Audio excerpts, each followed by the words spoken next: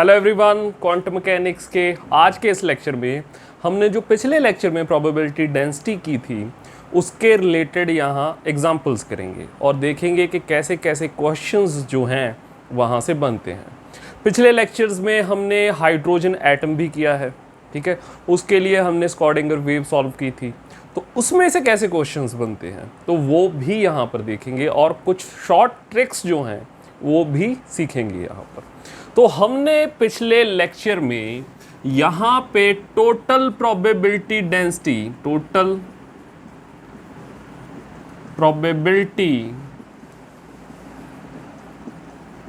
की थी, ठीक है। ये थी हमारे पास यहाँ पे साई NLM मॉड स्क्वायर, ठीक है। और ये यहाँ पे इक्वल होती है साई NLM इसके complex conjugate of Sai NL, ठीक है।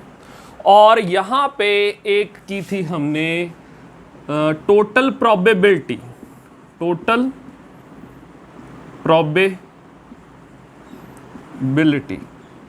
ठीक है। और ये थी हमारे पास यहाँ पे, से मैंने डिनोट किया था P से, और ये है हमारे पास यहाँ पे triple integration 0 to infinite, 0 to pi, 0 to 2 pi, और यहाँ पे आएगा हमारे पास psi NLM mod square R square sine theta d theta and d phi, ठीक है। ये आएगा यहाँ पर हमारे पास, ये है टोटल प्रोबेबिलिटी। अब देखो यहाँ पे एक हमने किया था यहाँ पे टोटल रेडियल प्रोबेबिलिटी, तो रेडियल प्रोबेबिलिटी भी यहाँ से निकाली थी हमने, ठीक है। जस्ट हमने R को जो है रिस्ट्रिक्ट किया था 0 to R1, ठीक है। और इसको हमने रखा था 0 to pi and 0 to 2 pi, theta and phi को। और यहाँ पे हमारे पास हमने ये भी देखा था कि टोटल प्रोबेबिलिटी जो होती है पार्टिकल के पूरी स्पेस में होने की प्रोबेबिलिटी, टोटल प्रोबेबिलिटी, ये 1 के इक्वल होती है, ठीक है। और यहीं से हमने निकाला था कि अगर हम R को रिस्ट्रिक्ट करें 0 to R1 तो यहाँ पर यहीं से रेडियल प्रोबेबिलिटी आ जाएगी हमारे पास, रेडियल प्रोबेबिलिटी, ठीक है। ये आएगी हमारे पास, P के पैर में मैंने R लिख दिया, ठीक है। और यहाँ पे आएगी हमारे पास ये 0 to R1 R NL mod square R square DR, ठीक है। ये है हमारे पास रेडियल प्रोबेबिलिटी। अब देखो रेडियल प्रोबेबिलिटी डेंसिटी क्या होगी, रेडियल प्रोबेबिलिटी डेंसिटी क्या होगी यहाँ पे, ये होगी यहाँ पे हमारे पास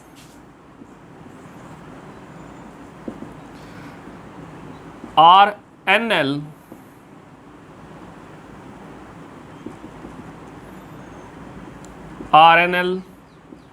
R स्क्वायर, ठीक है। ये है हमारे पास यहाँ पे रेडियल प्रोबेबिलिटी डेंसिटी।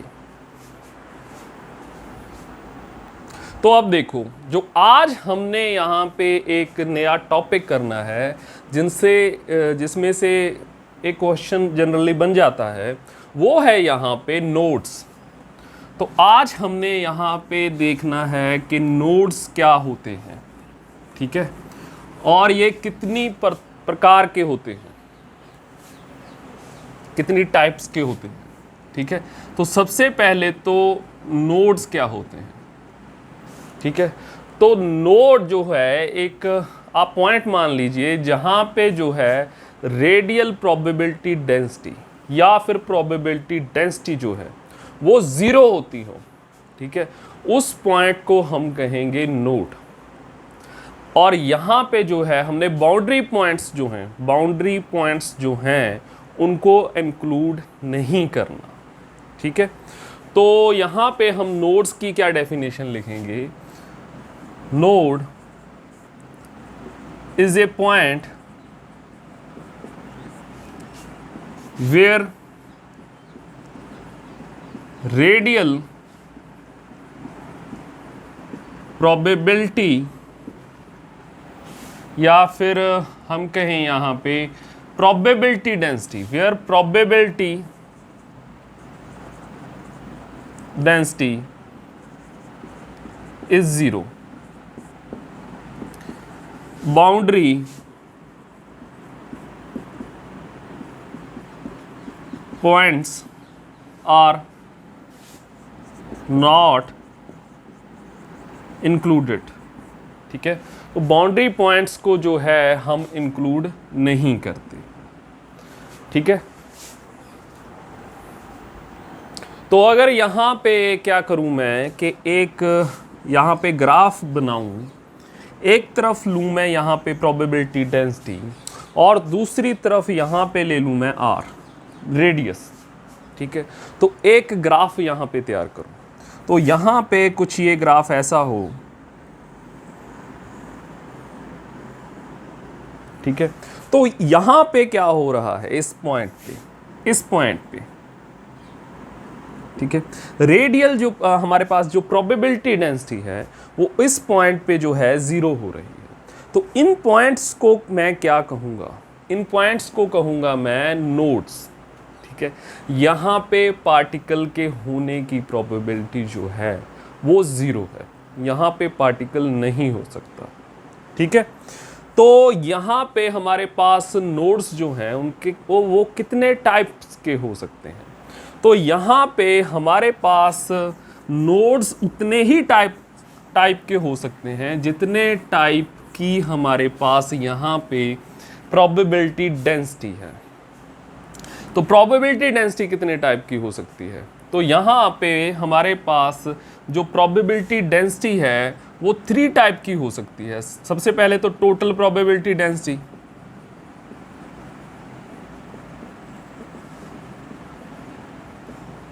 ठीक है, तो यहां से आएंगे हमारे पास टोटल नोड्स. अगर हम टोटल प्रोबेबिलिटी डेंसिटी का एक ग्राफ तैयार करें आर के विद रिस्पेक्ट टू, ठीक है, तो हमारे पास टोटल नोड्स आ जाएंगे. तो और एक दूसरी होती है हमारे पास रेडियल प्रोबेबिलिटी डेंसिटी.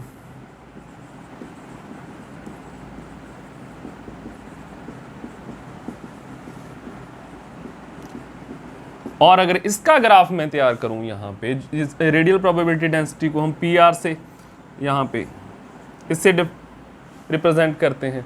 ठीक है, तो यहाँ से आएंगे मेरे पास रेडियल नोड्स. ठीक है, और एक हमारे पास हो सकती है यहाँ पे एंगुलर प्रोबेबिलिटी डेंसिटी. तो एंगुलर प्रोबेबिलिटी डेंसिटी जो होगी हमारे पास, एंगुलर प्रोबेबिलिटी डेंसिटी, तो अगर इसका ग्राफ बनाएं तो हमारे पास यहां पे आएंगे एंगुलर नोड्स. ठीक है, और ये क्या होगी हमारे पास, ये होगी हमारे पास यहाँ पे पी एंगुलर लिख देते हैं यहाँ पे. तो ये है हमारे पास यहाँ पे YLM मॉड स्केयर. ठीक है, या फिर इसे लिख सकते हैं हम यहाँ पे YLM कॉम्प्लेक्स कंजुगेट यहाँ पे YLM का. ठीक है, ये है हमारे पास एंगुलर प्रोबेबिलिटी डेंसिटी. तो यहाँ पे जो है हमारे पास टोटल नोड्स हैं, रेडियल नोड्स हैं, एंगुलर नोड्स हैं. ठीक है, तो आपने यहाँ पर जो है एक फॉर्मूला नोट करना है. अगर आपको यहाँ पे पूछा जाए कि नंबर ऑफ नोड्स कैलकुलेट कीजिए, अगर आपको यहाँ पे पूछा जाए कि नंबर ऑफ नोड्स जो है आपने कैलकुलेट करने हैं, नंबर ऑफ नोड्स. ठीक है, तो हमारे पास यहाँ पे जो है टोटल नोड्स जो होंगे, टोटल नोड्स, उसका फॉर्मूला है यहां पे हमारे पास n-1, ठीक है। और यहां पे हमारे पास जो एंगुलर नोड्स हैं, एंगुलर नोड्स, उसका फॉर्मूला है हमारे पास यहां पे L के इक्वल, ठीक है। जितनी हमारे पास L की वैल्यू होगी उतने ही हमारे पास एंगुलर नोड्स होंगे। और तीसरा है हमारे पास, अगर हमसे पूछा जाए रेडियल नोड्स, रेडियल नोड्स, ठीक है। तो ये होते हैं हमारे पास यहाँ पे n-1 - L, ठीक है। तो ये फॉर्मूला जो हैं आपने यहाँ पर याद रखने हैं। उसके बाद यहाँ पे मैं कुछ ग्राफ जो हैं वो आपको यहाँ पे ड्रॉ करूँगा, और वो ग्राफ जो हैं आपने याद रखनी है, क्योंकि जनरली वहाँ से डायरेक्ट क्वेश्चन जो है वो बन जाता है। तो ये ग्राफ हैं हमारे पास, graph of radial probability density versus radius, ठीक है। तो यहाँ पे ये ग्राफ है radial probability density versus radius, और हमारे पास पहला ये ग्राफ है 1s, ठीक है। तो यहाँ पे है हमारे पास रेडियल प्रोबेबिलिटी डेंसिटी, और यहाँ पे है हमारे पास r, ठीक है। तो अगर इसे मैं ड्रॉ करूँ यहाँ पे, तो ये कुछ ऐसी शेप लेगा, ठीक है। तो ये आएगा कुछ ऐसे, यहाँ पे है हमारे पास a0, ठीक है। ये है हमारे पास RMP, ठीक है। RMP इज इक्वल टू, यहाँ पे है हमारे पास a0, और इसे हम कहते हैं most probable value of R। तो RMP क्या है यहाँ पे, RMP क्या है, most probable value of R, ठीक है। तो यहाँ पे हमारे पास ये वैल्यू को आपने याद रखना है। तो ये ग्राफ है हमारे पास 1s का, ठीक है। n की वैल्यू क्या है यहाँ पे, n की वैल्यू है 1, L की वैल्यू क्या है यहाँ पे 0, ठीक है। तो इसके लिए हमारे पास ये ग्राफ है। और उसके बाद जो दूसरा ग्राफ है यहाँ पे, वो है हमारे पास 2s के लिए, और उसे अगर मैं यहाँ पे ड्रॉ करूँ तो हमारे पास यहाँ पे ये बनेगा कुछ ऐसे,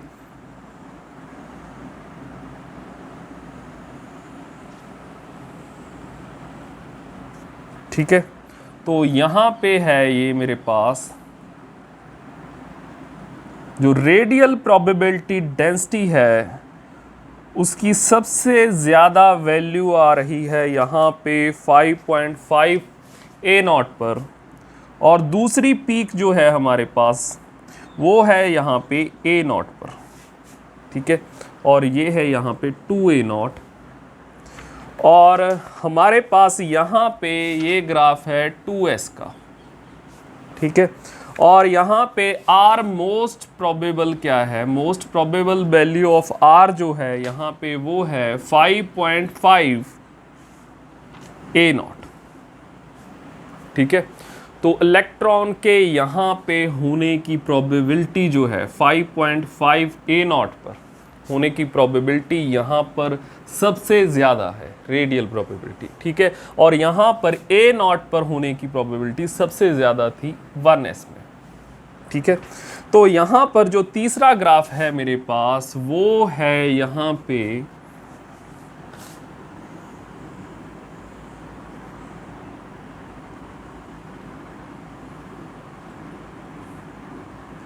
ये बनेगा कुछ ऐसा ग्राफ, और यहाँ पे है ये फर्स्ट पीक बन रही है हमारे पास A0 पर 2A0, सेकंड पीक है हमारे पास यहाँ पे 4A0 पर, फिर है यहाँ पे 6A0, और यहाँ पे है हमारे पास 14.5A0 एंड R। ये हमारे पास यहाँ पे है रेडियल प्रोबेबिलिटी डेंसिटी, और ये है 3S के लिए यहाँ पे ग्राफ, ठीक है। और ये है हमारे पास R most probable value of R जो है ये है 14.5A0, ठीक है। तो यहाँ पे जो नेक्स्ट ग्राफ है हमारे पास वो है यहाँ पे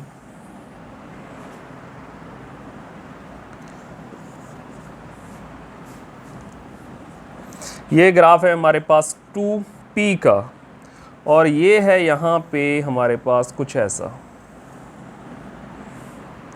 और इसकी पीक आ रही है यहाँ पे 4A0 पर, ठीक है। और यहाँ पे हमारे पास most probable value of R जो है वो है 4A0। और नेक्स्ट ग्राफ है हमारे पास यहाँ पे फर्स्ट पीक है यहाँ पे हमारे पास 3A0 पर, और उसके बाद सेकंड पीक जो है हमारे पास वो है यहाँ पे 11.5A0 पर, और R मोस्ट प्रोबेबल यहाँ पे है 11.5A0, ठीक है। और ये है हमारे पास 3P के लिए, और यहाँ है हमारे पास रेडियल प्रोबेबिलिटी डेंसिटी। और नेक्स्ट ग्राफ है मेरे पास यहाँ पे, इसकी शेप कुछ ऐसी बनेगी, ठीक है। यहाँ पे सिंगल पीक है मेरे पास, ये पीक है यहाँ पे 9A0 पर, और most probable value of R जो है ये याद रखनी है आपने हर एक ग्राफ में, most probable value of R, ठीक है। ये डायरेक्टली क्वेश्चन यहाँ से बन जाता है। ये है 3D के लिए, और यहाँ पे है मेरे पास रेडियल प्रोबेबिलिटी डेंसिटी। अब देखो, अब यहाँ पे जो है मैंने आपको एक यहाँ पे कॉन्सेप्ट जो पहले हमने डिस्कस किया है वो है यहाँ पे नोड्स का कॉन्सेप्ट।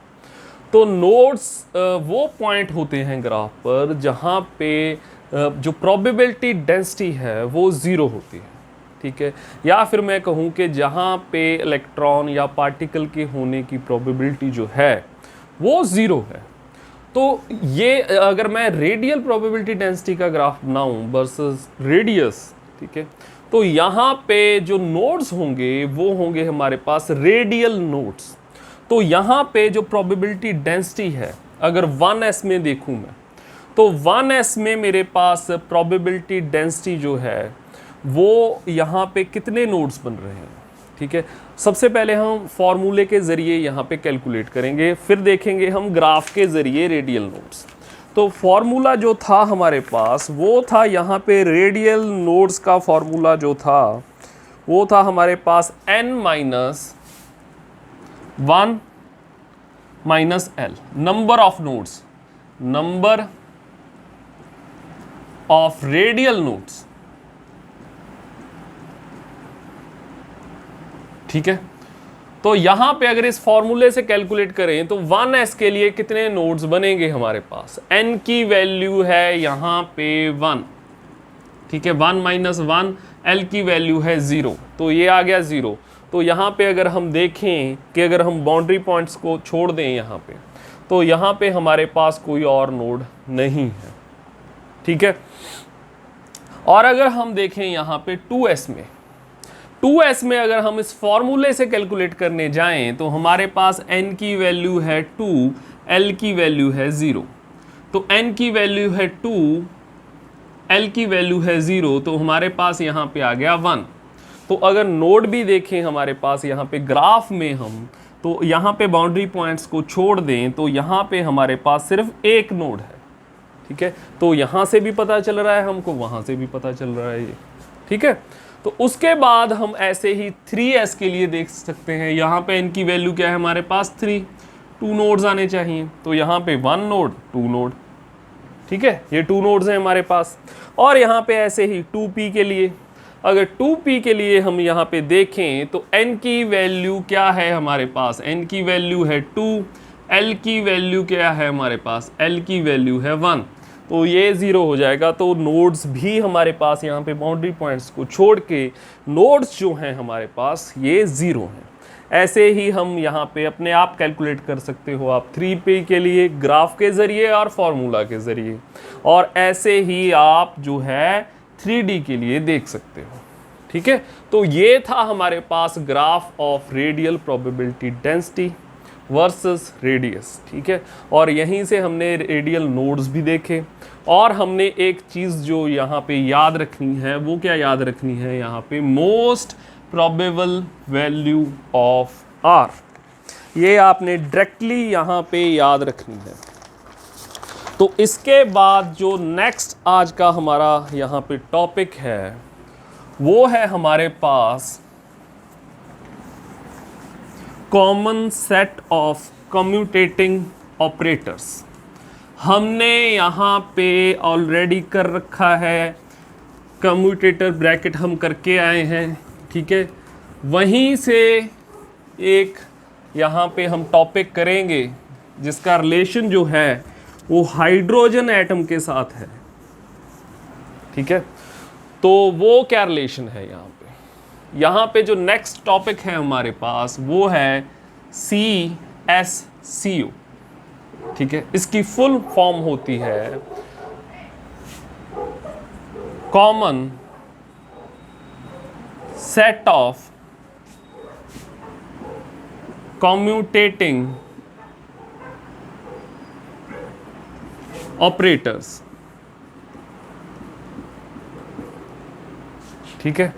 अगर मान लो आपके पास यहाँ पे हमारे पास 3 ऑपरेटर्स हैं A, B एंड C, और यहाँ पे जो A ऑपरेटर है, क्योंकि ये ऑपरेटर हैं तो इसे ऐसे डिनोट करूँगा मैं, तो यहाँ पे A एंड B की अगर मैं कम्यूटेटर ब्रैकेट फाइंड करूँ तो यहाँ पे ये 0 आए, तो मैं कहूँगा कि A operator commutes with operator B, यही कहूँगा यहाँ पे।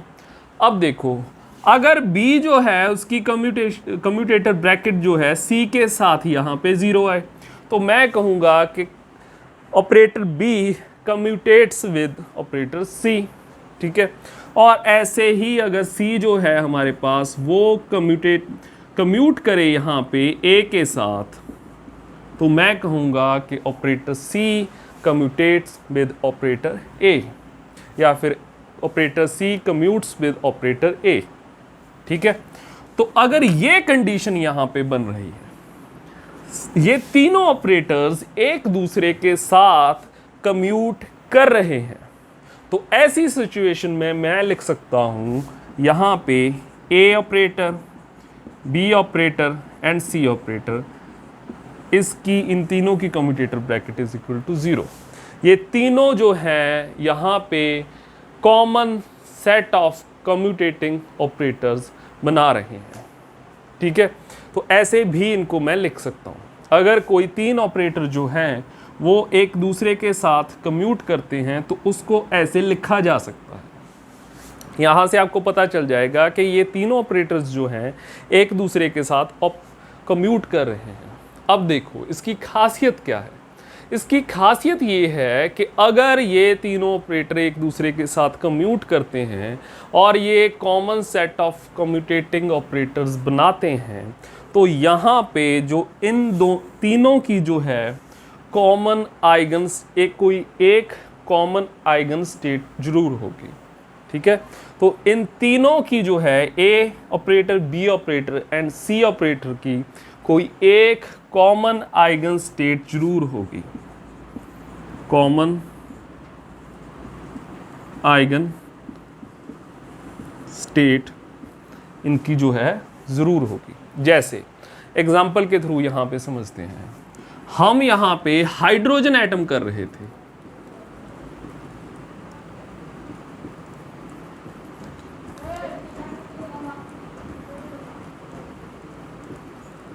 तो हाइड्रोजन एटम में हमारे पास यहाँ पे एनर्जी ऑपरेटर था, ठीक है। उसके पहले हमने यहाँ पे एल स्क्वायर ऑपरेटर जो है वो भी किया है, ठीक है। और यहाँ पे एल जेड ऑपरेटर भी हम कर चुके हैं। अब ये तीनों ऑपरेटर्स जो हैं वो यहाँ पे common set of commuting operators बना रहे हैं, ठीक है। ये तीनों ऑपरेटर्स जो हैं यहाँ पे common set of commuting operators बना रहे हैं।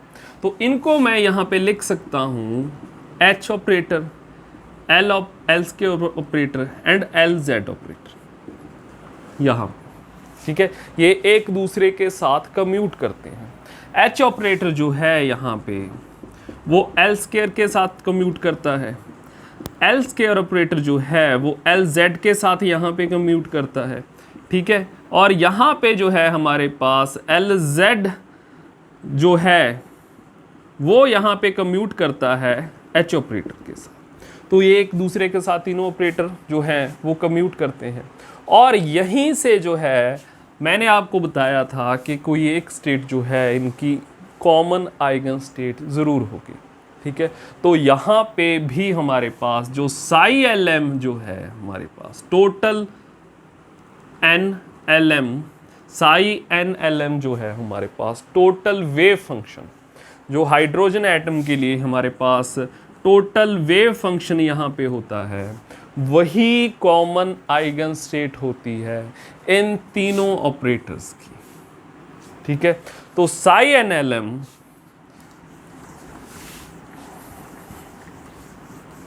तो यहां पे मैं लिखूंगा कि साई एन एल एम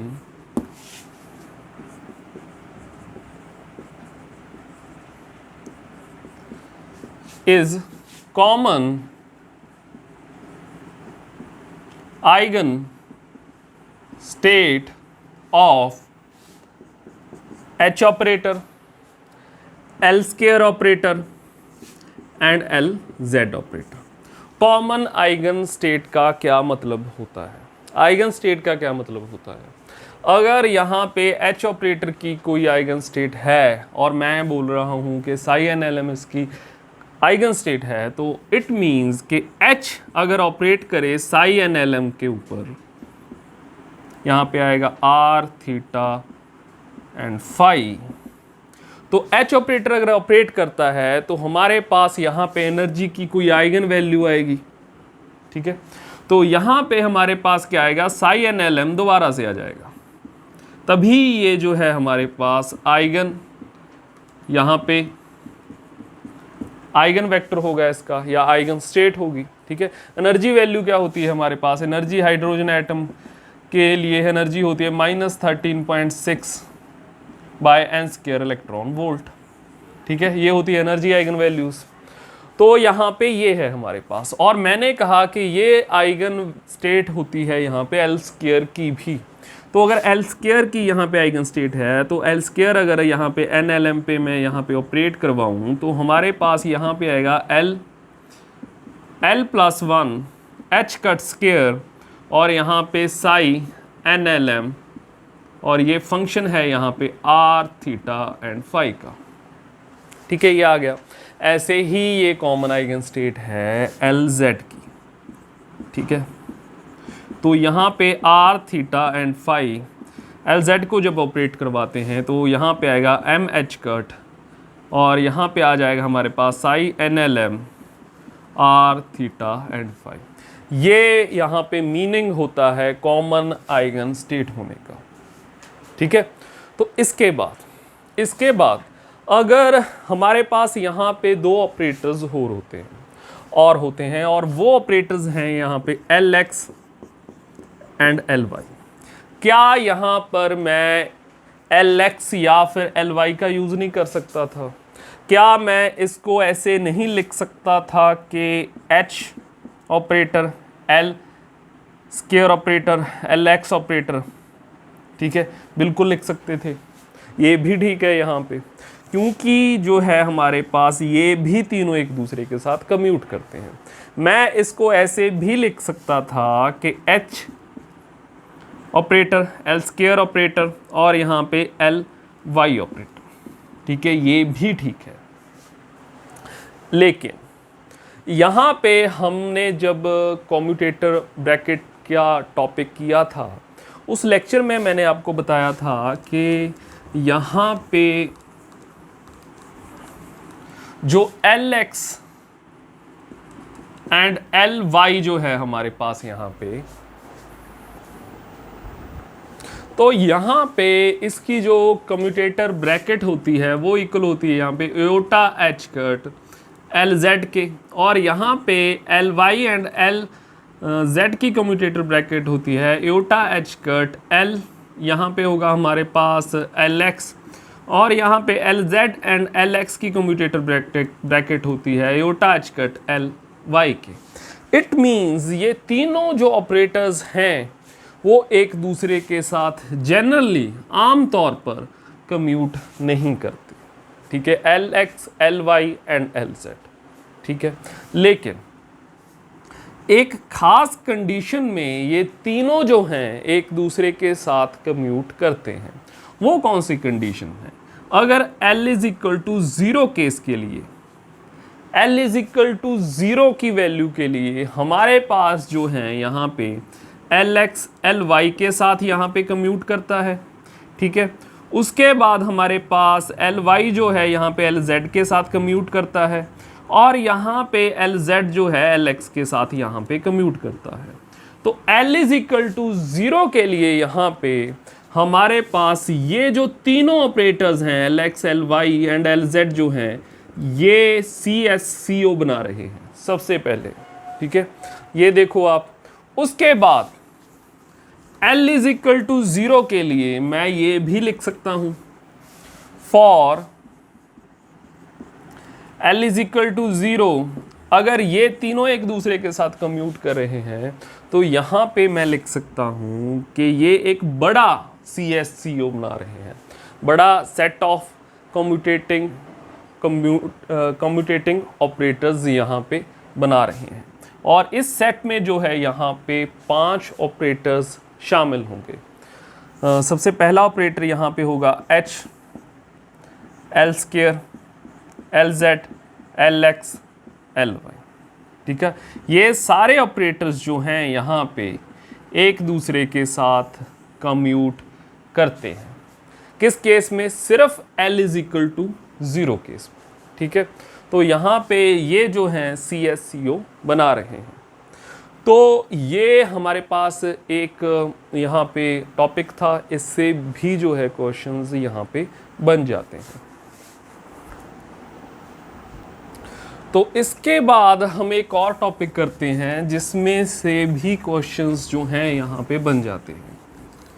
यहाँ पे अगर आपको एक स्टेट दी हो और उसमें वो स्टेट आपने देखकर ये जानना हो कि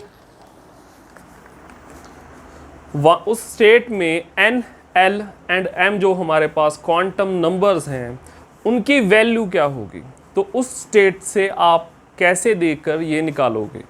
ठीक है, तो यहाँ पर जो नेक्स्ट टॉपिक है हमारे पास, how to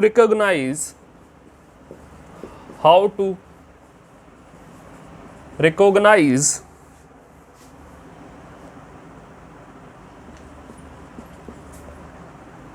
value of n, l and m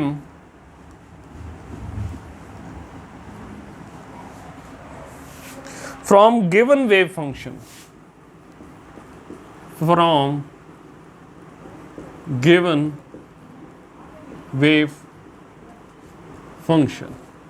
ठीक है, तो यहाँ पर हमारे पास अगर हमने n की वैल्यू के बारे में पता करना है, अगर हमने यहाँ पे पता करना है कि यहाँ पे एक वेव फंक्शन हमें गिवन है और उसमें से हमने n की वैल्यू निकालनी है, तो हम वो कैसे निकालेंगे। तो n की वैल्यू के लिए हम क्या करेंगे कि for value of n, for value of n compare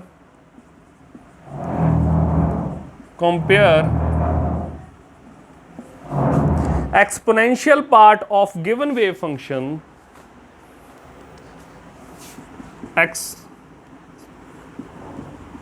exponential part of given wave function with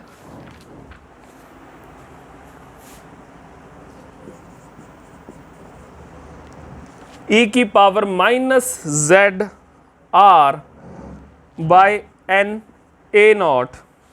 Here n is value of n. Here n is our value of n. तो अगर हम जो हमारे पास वेव फंक्शन गिवन होगा और उसमें जो है हमारे पास जो एक्सपोनेंशियल पार्ट होगा, ठीक है, इस फॉर्म में जो एक्सपोनेंशियल पार्ट होगा हमारे पास, उसको हम इससे यहाँ पर कंपेयर करें तो यहाँ पर हमारे पास जो यहाँ पे n है, यही हमारे पास n की यहाँ पर वैल्यू होगी. ठीक है, वो कैसे आएगी वो हम एग्जाम्पल के थ्रू अभी देखेंगे. उसके बाद जो है हमने अगर m की वैल्यू, यहाँ पे l की वैल्यू फाइंड करनी है. For value of l,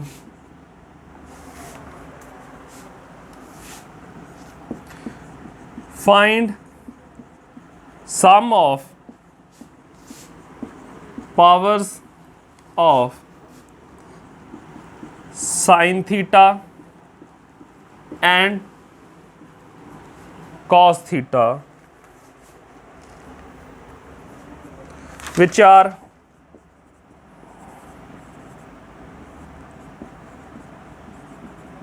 trigonometric part of given wave function. जो आपके पास वेव फंक्शन गिवन होगा उसमें sign theta and cos theta की जो पावर्स होंगी उसका सम करना है और उसके इक्वल ही हमारे पास जो होगी m की वैल्यू उसके इक्वल होगी. ठीक है, उसके बाद जो हमारे पास c पार्ट है यहाँ पे, उसमें हम वैल्यू फाइंड करेंगे m की. तो for value of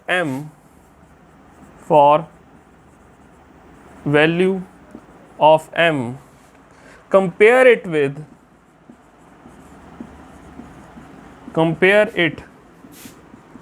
with exponential part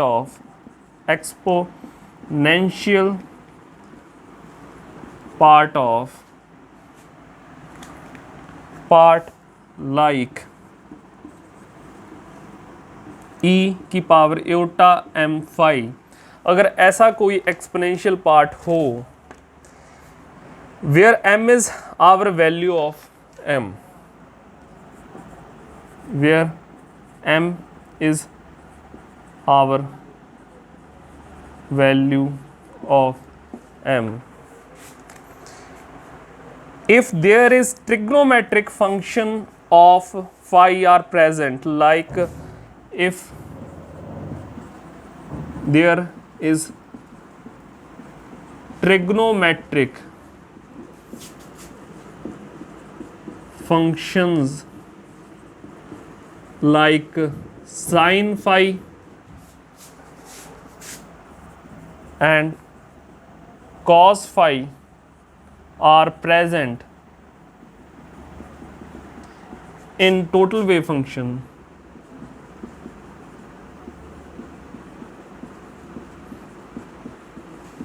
then use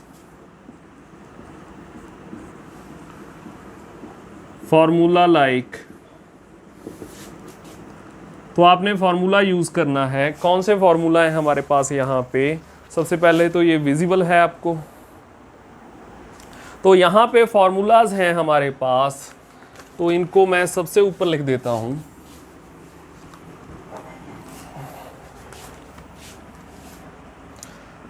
sine phi का यहाँ पर फॉर्मूला होता है ई एटा फाई प्लस ई, यहाँ पे आएगा माइनस एटा फाई बाय 2 एयोटा, और यहाँ पे होगा हमारे पास कॉस फाई के लिए ई aorta phi plus E minus aorta phi, और यहाँ पे 2/2।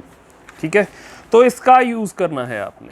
अब देखो इन तीनों पॉइंट्स को हम बारी बारी से देखते हैं। For value of N compare exponential part of given wave function with this term. ठीक है, उसके बाद हमारे पास जो L को अगर हमने फाइंड करना है तो sign theta and cos theta की पावर्स जो होती हैं उनका सम करना है, वही हमारे पास वैल्यू होगी L की। और उसके बाद M की वैल्यू अगर फाइंड करनी है तो हमने कंपेयर करना है इसके साथ जो फाई वाला यहाँ पे फंक्शन होगा। और अगर फाई वाला यहाँ पे एक्सपोनेंशियल फंक्शन कोई नहीं है, उसकी जगह पे यहाँ पर sine phi and cos phi है, तो हमने क्या करना है, साइन फाई को ऐसे कन्वर्ट कर लेना है और कॉस फाई को ऐसे यहाँ पे लिख लेना है। तो यहाँ से हमारे पास जो है ये इसी फॉर्म में आ जाएगा, और इस फॉर्म से फिर हम यहाँ पे m की वैल्यू जो है वो यहाँ पे लिख सकते हैं। तो यहाँ पे इसको हम एक एग्जाम्पल के ज़रिए यहाँ पे अच्छे से समझते हैं।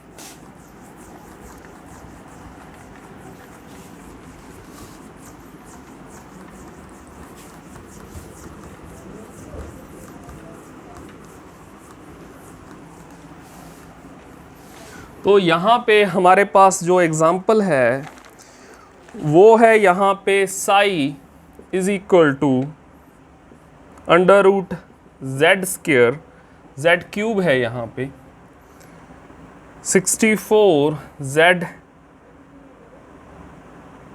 ए नॉट क्यूब, और यहाँ पे है हमारे पास r by A not E की power minus r 2a not, और यहाँ पे है हमारे पास साइन थीटा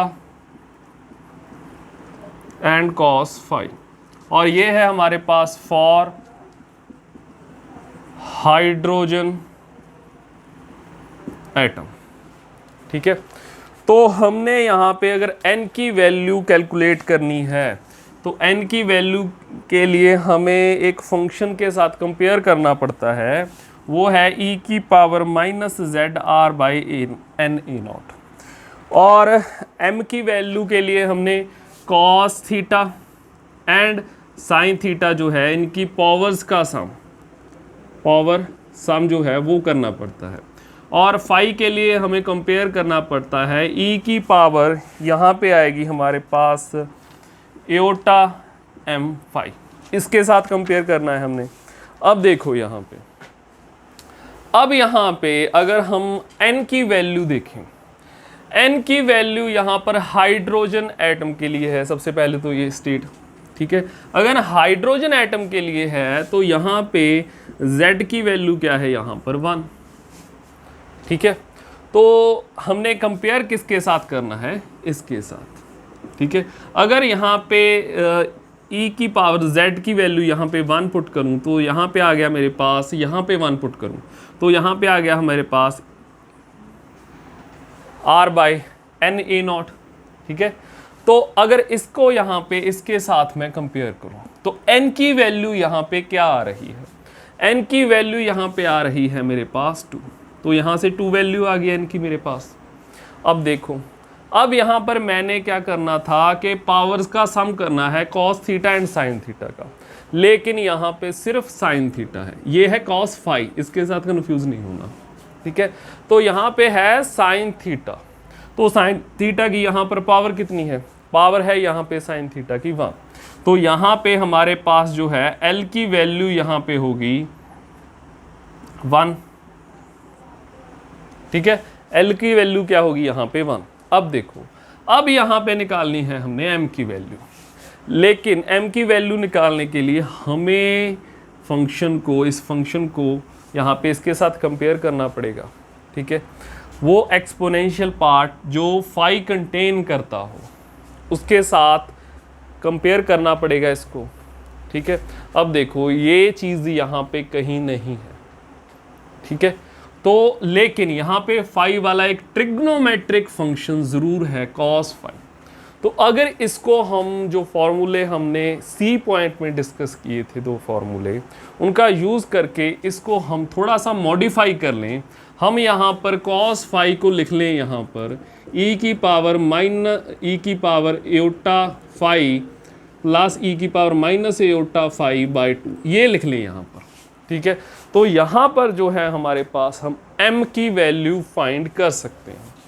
तो चलिए इस फंक्शन को थोड़ा सा मॉडिफाई कर लेते हैं। तो यहाँ पर हम इसको लिखेंगे z cube 64 z a not cube और यहाँ पे r by A not E की power minus R 2 a not, यहाँ पे आएगा साइन थीटा और ये आ गया हमारे पास e aorta phi plus E minus iota phi. ठीक है, बाय यहाँ पर है 2। ठीक है, अब देखो, अब यहाँ पे एक बार मैं इसको अंदर मल्टीप्लाई करूँगा। ठीक है, एक अलग ये पार्ट बन जाएगा, एक बार इसको इससे मल्टीप्लाई करूँगा, एक बार ये टर्म बन जाएगी। ठीक है, तो यहाँ पे हमारे पास 2 टर्म्स यहाँ पे बन जाएंगी। पहली टर्म हमारे पास आएगी ये वाली, ठीक है, दूसरी वाली यहाँ पे टर्म आएगी, ये सारा कुछ सेम, यहाँ पे आएगा हमारे पास z cube by 64 z a not की पावर 3 और यहाँ पे r by A not E की power minus r by 2a not, यहाँ पे साइन थीटा और यहाँ पे आएगा हमारे पास a की power minus iota phi by 2। ठीक है, यहाँ पे ये आ गया हमारे पास। अब देखो, अब n की वैल्यू हमने निकाल ली थी 2, l की वैल्यू निकाल ली थी 1, लेकिन m की यहाँ पे 2 वैल्यूज़ आएंगे। ठीक है, एक वैल्यू यहाँ से आएगी और एक वैल्यू यहाँ से आएगी। यहाँ से m की वैल्यू आएगी हमारे पास -1 आएगी और यहाँ से अगर इसके साथ हम जो है इसके साथ कंपेयर करें तो m की वैल्यू यहाँ पे आएगी यहाँ पे -1। ठीक है, तो यहाँ पे 2 केस बन गए हमारे पास। एक केस में m की वैल्यू 1 है, n की वैल्यू 2 है, l की वैल्यू 1 है। ठीक है, दूसरे केस में हमारे पास m की वैल्यू -1 है, n की वैल्यू क्या है हमारे पास 2, l की वैल्यू है 1। ठीक है, ये दोनों केसेस आ गए हमारे पास और ये हमने n, l एंड m की वैल्यूज़, ये जो क्वांटम नंबर्स हैं हमारे पास, इनकी वैल्यूज़ इस केस में यहाँ पे फाइंड कर ली। ठीक है, तो ऐसे क्वेश्चंस भी एग्ज़ाम में वहाँ पे पूछे जाते हैं। तो इसके बाद हम जो है एक और यहाँ पे टॉपिक करेंगे छोटा सा, या फिर कहें हम कि एक और टाइप के क्वेश्चन जो हैं यहाँ पे हाइड्रोजन एटम से पूछ लिए जाते हैं। वो है कि यहाँ से पूछा जाता है कि एक स्टेट हमें दे दी और पूछा, एक मिक्स स्टेट आपको दी जाएगी और हमसे यहाँ पे पूछा जाएगा कि बताइए आपके वो स्टेट जो है वो आइगन स्टेट है। तो यहाँ पे मैंने आपको बताया था कि हमारे पास जो साई NLM होता है, जो कि यहाँ पे फंक्शन है r, थीटा एंड फाई का, ये यहाँ पे कॉमन आइगन स्टेट होता है, कॉमन आइगन स्टेट होता है यहाँ पे H operator, L square operator and यहाँ पे हमारे पास LZ ऑपरेटर का, इन तीनों की जो है ये आइगन स्टेट होती है। लेकिन अगर मैं यहाँ पे एक मिक्स्ड स्टेट तैयार करूँ यहाँ पे इसी साई NLM से, ठीक है, क्या वो भी मिक्स्ड स्टेट, वो भी आइगन स्टेट होगी इसकी? ठीक है, तो ये ज़रूरी नहीं है, ये तो आइगन स्टेट है इसकी, पक्का है ये तो बात, ठीक है। लेकिन इससे इसके एक या दो और फंक्शन अगर मैं लूँ, ठीक है, डिफरेंट वेरिएशंस NLM के यहाँ पे लेके साई स्टेट बनाऊँ, ठीक है, और उसका लीनियर कम्बिनेशन ले लूँ और एक मिक्स्ड स्टेट यहाँ पे तैयार करूँ, ठीक है, जैसे कि एग्जांपल में अभी हम देखेंगे। तो क्या वो स्टेट भी जो इसके लीनियर कॉम्बिनेशन से बनी होगी, क्या वो भी जो है इसकी इन तीनों ऑपरेटर्स की आइगन स्टेट होगी? तो ये ज़रूरी नहीं है। तो अगर ज़रूरी ये नहीं है तो फिर चेक कैसे करेंगे हम? कैसे चेक किया जाएगा कि जो हमारे पास मिक्स्ड स्टेट जो है, ठीक है, वो आइगन स्टेट है इन फंक्शंस की या नहीं? और ये शॉर्ट ट्रिक से कैसे चेक करेंगे? सबसे ज़रूरी बात ये है, ठीक है। तो हमारे पास जो ये वाला टॉपिक है, इसमें क्या चेक करना है हमने? हाउ टू चेक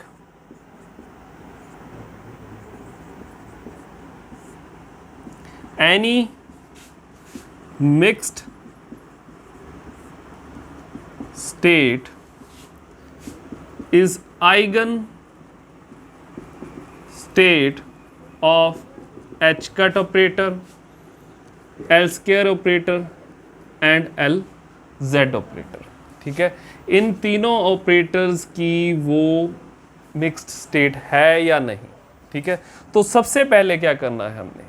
सबसे पहले हमने क्या करना है कि अगर हमने चेक करना है कि सबसे पहले हमने चेक करना है कि क्या वो H की आइगन वैल्यू आइगन स्टेट है। अगर हमने सबसे पहले ये चेक करना है कि वो जो स्टेट हमें गिवन है क्या वो H की आइगन स्टेट है, तो हमने यहाँ पे N की वैल्यू चेक करनी है। उस लीनियर कॉम्बिनेशन में जो हमारे पास यहाँ पे साई NLM होंगे उनमें N की वैल्यू चेक करनी है एक एक टर्म में, ठीक है। अगर वहाँ पे N की वैल्यू सेम आती है, ठीक है, तो वो जो टोटल स्टेट है वो आइगन स्टेट होगी H की। ऐसे ही अगर हमने L स्क्वायर की आइगन स्टेट चेक करनी है कि वो आइगन स्टेट L स्क्वायर की है या नहीं, तो हमने क्या करना है, यहाँ पे L की वैल्यू चेक करनी है ईच टर्म में। अगर वो वहाँ पे L की वैल्यू सेम है तो वो आइगन स्टेट है L स्क्वायर की। ऐसे ही LZ के साथ करना है। तो एक एग्जांपल लेते हैं, यहाँ पे एग्जांपल के ज़रिए हम इसे अच्छे से समझ पाएंगे। तो एग्जांपल हमारे पास यहाँ पे है, हमारे पास एक स्टेट हमें दे दी है, ठीक है, 1/√2। यहाँ पे है हमारे पास 2, 1 -1 माइनस, यहाँ पे है हमारे पास ये है यहाँ पे कैट फॉर्म में, और यहाँ पे 2, 1, 1, ठीक है। ये एक स्टेट को यहाँ पे दर्शाता है। 2 क्या है यहाँ पे N की वैल्यू, 1 क्या है यहाँ पे L की वैल्यू, -1 क्या है यहाँ पे M की वैल्यू। इसको मैं ऐसे भी लिख सकता था, ऐसे भी ये लिखा जा सकता है।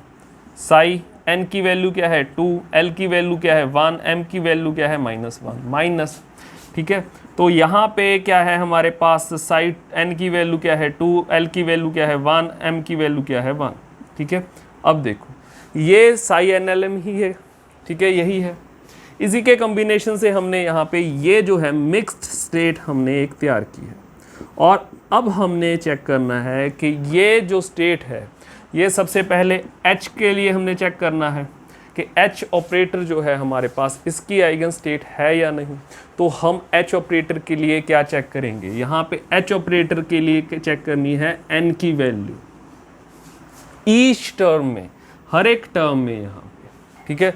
तो यहाँ पे हमारे पास ये फर्स्ट टर्म जो है इसमें अगर हम N की वैल्यू चेक करें, यहाँ पे N की वैल्यू है हमारे पास 2, और यहाँ पे N की वैल्यू है, यहाँ पे भी हमारे पास N की वैल्यू है 2, तो ये तो सेम है।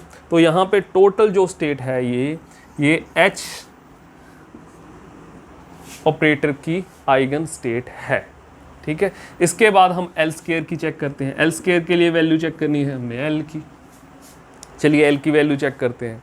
तो L है यहाँ पे, L है हमारे पास 1, ठीक है। तो L यहाँ पे भी हमारे पास 1 है, इट मीन्स ये L की भी आइगन स्टेट है, ठीक है। अब देखो, अब हमने चेक करना है M की वैल्यू। M की वैल्यू किसके लिए चेक करना है, जब हम चेक कर रहे हैं कि ये आइगन स्टेट है LZ की या फिर नहीं है, ठीक है। तो जब हमने M की वैल्यू चेक की यहाँ पे फर्स्ट टर्म में, तो हमारे पास M की वैल्यू आई M = -1। अब हम सेकंड टर्म में यहाँ पे m की वैल्यू चेक करेंगे, ये आएगी हमारे पास 1। ठीक है, ये तो सेम वैल्यूज़ नहीं है यहाँ पे। अगर ये सेम वैल्यूज़ नहीं है तो इट मीन्स ये LZ की यहाँ पे आइगन स्टेट नहीं है। तो ऐसे क्वेश्चन भी एग्ज़ाम में पूछे जाते हैं। बहुत ही आसान क्वेश्चंस हैं ये, इसको आप इजीली कर सकते हो। ठीक है, तो आज के लेक्चर में ये जो हाइड्रोजन एटम था इससे रिलेटेड हमने क्वेश्चंस किए। ठीक है, कुछ ट्रिक्स सीखी। तो आज के लेक्चर में इतना ही। Thank you.